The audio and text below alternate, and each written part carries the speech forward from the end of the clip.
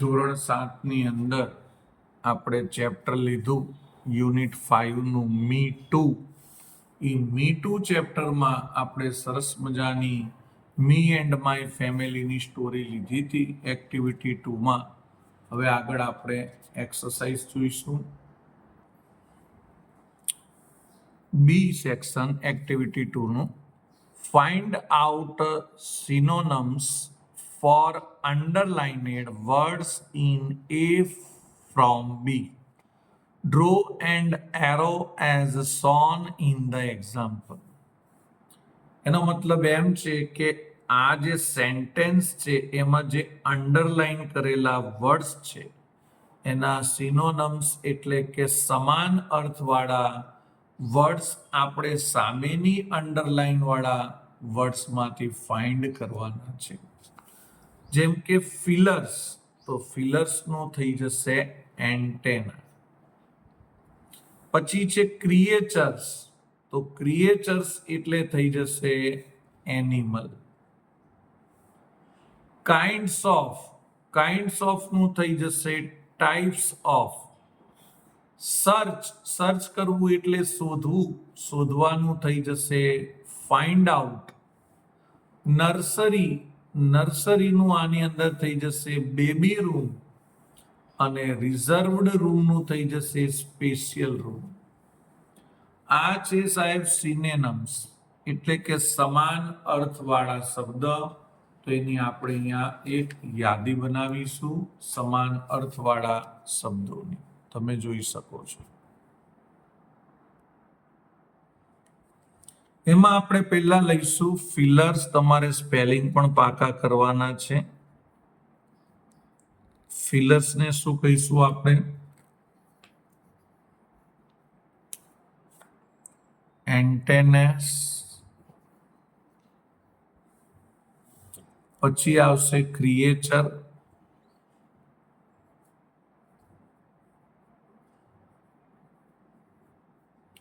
Creatures એટલે આવશે animals. આ એક્ઝામમાં પૂછાઈ શકે એવું છે, આપણે તૈયાર કરવાનું છે. પછી આવશે રો, તો રોનું મીનિંગ થાય છે line. Kinds,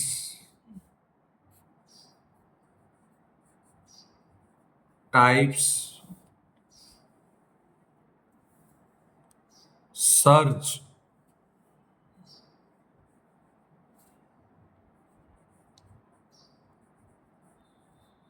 find out. Nursery,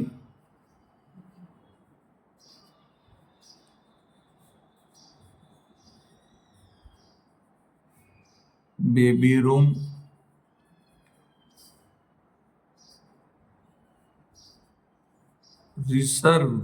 reserved room એટલે સ્પેશિયલ રૂમ. તો આ તમારે સિનોનિમ્સ તૈયાર કરવાના રહેશે. હવે એક્ટિવિટી 2માં આપણે બી તો લીધું સિનોનિમ્સ. હવે આવે છે C, fill in the blanks. Fill in the બ્લેન્ક્સમાં આપણે પહેલા લઈશું પહેલી blank. An ant uses it to talk to other ants. આપણે ચેપ્ટરમાં જોયું હતું કે આંટ શેનો યુઝ કરે છે? ટોક કરવા માટે બીજી આંટ જોડે. આંટ બોલી નથી શકતી, પણ એના જે ફિલર્સ છે અથવા તો એન્ટેના છે એનો એ ઉપયોગ કરે છે બીજી આંટ જોડે વાત કરવા માટે. તો આ બ્લેન્કમાં તમે ફિલર્સ પણ લખી શકો અને એન્ટેના પણ લખી શકો, બેમાંથી ગમે તે એક. ઈચ આંટ ટચીસ, દરેક આંટ અડકાડે છે. ઓલ અધર આંટ્સ, બીજી કીડીઓને. Coming from the opposite direction, opposite direction એટલે સામેની દિશામાંથી જે આવે છે બાય ધેર તેમના, તો હમણાં જ વાત કરી કે વાતો કરવા માટે ફિલર્સનો ઉપયોગ કરે છે, અને ફિલર્સનો ઉપયોગ વાતો કરવા કેવી રીતે કરે, તો કે એની ઓપોઝિટ સાઈડ એટલે સામેની બાજુથી જે બધી કીડીઓ આવે એને ટચ કરે, પણ શેના વડે ટચ કરે? ફિલર્સ વડે ટચ કરે છે. The ants live in an, કીડીઓ રહે છે, ક્યાં રહે છે? આંટ હિલમાં રહે છે. આપણે જ્યારે ચેપ્ટર ચલાવ્યું ત્યારે આ બધી વસ્તુની વાત કરી છે કે કીડીઓ ક્યાં રહે છે, તો કે આંટ હિલમાં. The blank spend most of their time searching for food. Searching એટલે કે શોધવું, ફોર ફૂડ એટલે ભોજન શોધવા માટે સૌથી વધારે કઈ કીડીઓ કામ કરે છે? તો એ છે વર્કર્સ. કયા? વર્કર્સ. તમને ખબર હશે કીડીઓમાં કિંગ પણ હતી, એટલે કે ક્વીન પણ હતી, રાણી. વર્કર્સ પણ હતા, સોલ્જર પણ હતા. કહેવાનો મતલબ એમાં વર્કર્સનું કામ શેના માટે આવે છે? તો કે વર્કર્સનું કામ આવે છે આ ફૂડને સર્ચ કરવા માટે. The blank lays eggs. મેં તમને ચેપ્ટર ચલાવ્યું ત્યારે વાત કર્યું છે કે એગ્સ આપવાનું કામ એક જ વ્યક્તિ કરે. કોણ? ક્વીન. બીજી કોઈ કીડીઓ કામ ના કરે. ક્વીને શું કરવાનું? માત્ર ને માત્ર આંટ હિલમાં ખાઈ પીને શું આપવાના? એગ્સ આપવાના. એટલે એગ્સ આપવાનું કામ કોણ કરશે? Queen. Soldiers have separate. Soldier માટે પોતાના ખાસ શું હોય છે? બેરેક્સ હોય છે. બેરેક્સ એટલે કે સોલ્જરને રહેવાની જગ્યા. The ants life is very. કીડીઓનું જીવન કેવું છે?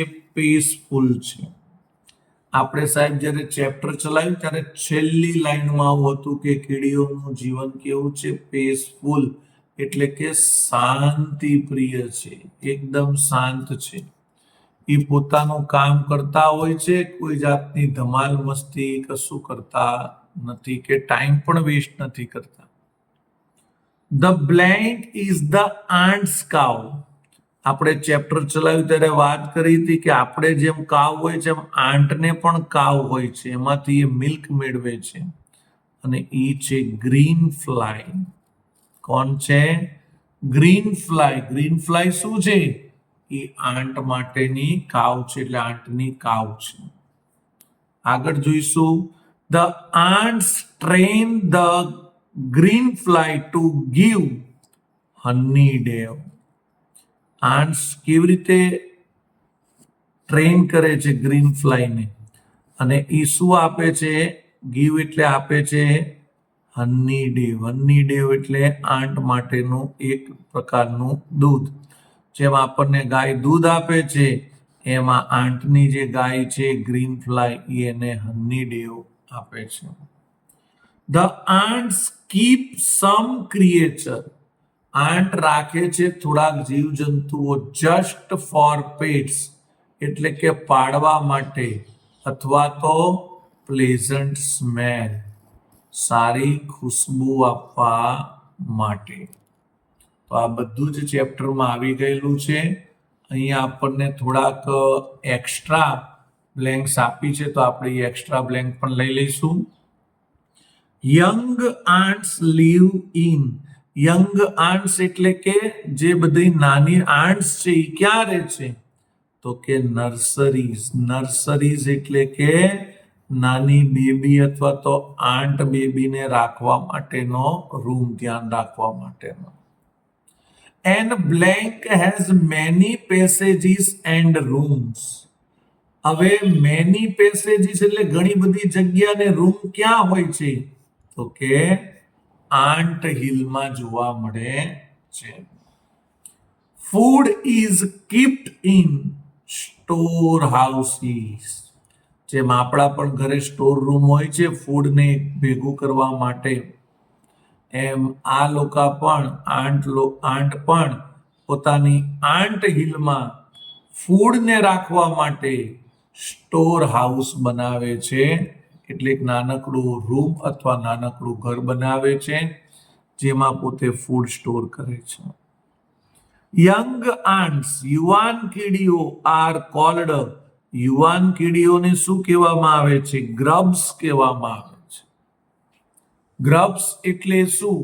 ગ્રબ્સ એટલે યુવાન કીડીઓ. ધ ક્વીન આન્ટ લીવ્સ, રાણી કીડી રહે છે ફોર અબાઉટ 15 years. 15 years એટલે રાણી કીડી 15 વર્ષ સુધી જીવતી રહે છે. કેટલા વર્ષ સુધી? 15 એટલે અહીંયા લખવાનું 15.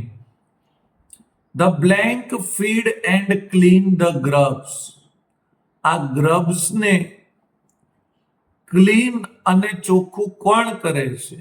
તો ક્લીન અને ચોખ્ખું ગ્રબ્સને કોણ કરે? વર્કર્સ. કોણ? વર્કર્સ. ગ્રબ્સ એટલે શું? જે બધી યુવાન કીડીઓ છે તે. The blank guards the grubs, ગ્રબ્સના ગાર્ડ્સ કોણ છે? તો ગાર્ડ્સ એટલે કે એનું રક્ષણ કરવાવાળા, તો એને શું કહેવાય? સોલ્જર્સ. કીડીઓને પણ શું હોય છે? સોલ્જર્સ હોય છે. હવે આપણે એક્ટિવિટી 2 માં ડી લઈશું. ટીક ધ કરેક્ટ ઓપ્શન, સાચા ઓપ્શનને ટીક કરો. ચેપ્ટર તમે સમજ્યું હશે વ્યવસ્થિત આગળના વિડીયોમાં, તો તમને દરેક બ્લેન્ક્સ છે, ટીક છે, આ બધું ફાવશે. How do ant talk, ant કઈ રીતે વાત કરે છે? કેટલી બધી વખત આવી ગયું. આન્ટ પોતાના એન્ટેના બીજા આંટને અડકાડીને વાત કરે છે, તો જો લખ્યું છે ટચિંગ ધેર એન્ટેના છે ને, તો આમાં આપણે શું કરીશું? ટીક કરીશું. Why do the aunts touch each other with their antenna, અહીંયા એમ કીધું છે કે આંટ બીજી કીડીઓને કેમ પોતાના એન્ટેના ટચ કરે છે? તો એ પણ વાત થઈ ગઈ. વાતો કરવા માટે, તો એના માટે ટુ ટોક પર શું કરવાનું? આપણે ટીક કરવાનું. સમ રૂમ્સ આર નર્સરી, નર્સરી કોના માટે હોય? નાની બેબી માટે હોય, બેબી આંટ માટે હોય. તો બેબી આંટને અહીંયા લોકોએ લખ્યું છે યંગ વન, તો યંગ વન ઉપર આપણે શું કરીશું? ટીક કરીશું. હુ કલેક્ટ્સ ફૂડ, ફૂડ કોણ કલેક્ટ કરે છે? તો આપણે આગળ જોઈ ગયા કે ફૂડ કલેક્ટ કરવાનું કામ કામદારોનું છે, વર્કરોનું છે, એટલે આપણે વર્કર આન્ટ્સ ઉપર ટીક કરીશું. Who lives in the ants home, આંટના ઘરને શું કહેવાય? આંટ હિલ કહેવાય. એ પણ આપણે વાત થઈ ગઈ. પણ આંટના ઘરે કોણ રહે છે? તો અહીંયા બટરફ્લાય, હાઉસ ફ્લાય ને ગ્રીન ફ્લાય. તો આંટના ઘરે કોણ રહે છે? ગ્રીન ફ્લાય રહે છે. તમને ખબર હશે ગ્રીન ફ્લાય કોણ છે? આંટની કાવ છે. Where do the ants live, ants એટલે કીડીઓ ક્યાં રહે છે? તો કીડીઓ ક્યાં રહે? આંટ હિલમાં રહે છે. Blank have there received quarters, quarters કોને મળે? તો કે ક્વાર્ટર્સ મળે છે વર્કર્સને રહેવા માટે. બ્લેન્ક લીવ ઇન બેરેક્સ, બેરેક્સ કોને મળે છે? તો કે સોલ્જરને મળે છે બેરેક્સ, કારણ કે સોલ્જર જ્યાં રહે છે તે જગ્યાને બેરેક્સ કહીએ છીએ આપણે. હુ ગાર્ડ્સ ધ ગ્રબ્સ, ગ્રબ્સના ગાર્ડ કોણ છે? તો ગાર્ડ્સનું કામ એટલે સુરક્ષાનું કામ કોણ કરે? સોલ્જર્સ કરે છે. How long does the queen ant live, હવે તો તમને યાદ રહી જવું પડે, કીડીની જે રાણી છે કેટલા વર્ષ જીવે છે? 15 વર્ષ જીવે છે. Who feed and clean the grubs, ગ્રબ્સને ક્લીન કરવાનું કોણ કામ કરે છે?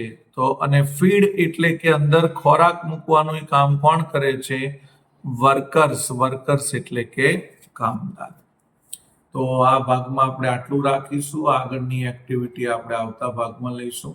બાય.